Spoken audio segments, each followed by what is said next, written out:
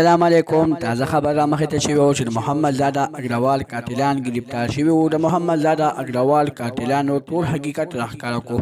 محمد زاده اګروال یې په کومه طریقه قتل کو، د چا په وینا یې قتل کو، په څو پیسو یې قتل کو. پوره معلومات خبرولو دپاره زموږ دا ویډیو خامخا وګورئ. تر اوسه زموږ چینل وي سبسکرایب کړئ، خو موږ زموږ چینل سبسکرایب کړئ، تر دې نشان څخه خامخا ووهئ چې زموږ خل یوه نوې معلوماتي ویډیو تاسو ته په اسانۍ سره میلاویږي. محمد زاده اګروال سره ډېر زیات ظلم شوی او ډېر زیات بېدندۍ سره قتل شوی وو.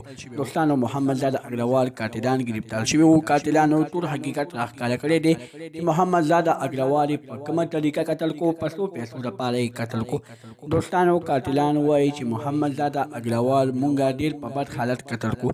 ما سره 75 مشین و، ما چې په کله مشین خلاص کو، په هغه مشین په هغه وخت کې 80 ګولۍ وې. هغه 80 وانه ګولۍ ما په محمد زاده اګروال باندې خلاصېدل کول غوښتل او هغه څه په دیوال باندې ولغړې او 20 ته پکې محمد زاده اګروال ولګېدو. دوستانو، قاتلان وایي محمد زاده اګروال دومره کلک و چې هغه ما د شیانو ویشتو، بیا یې ما ته رامخ کو او د زړه په سل باندې ولګېدو. د هغې نه دا محمد زاده اګروال قتل شو.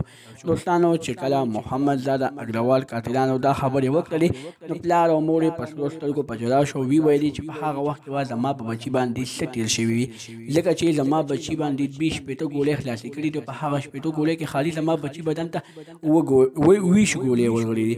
دوستانو، الله دې وکړي چې د محمد زاده اګروال قاتلانو ته ښه بدترینه سزا میلو شي.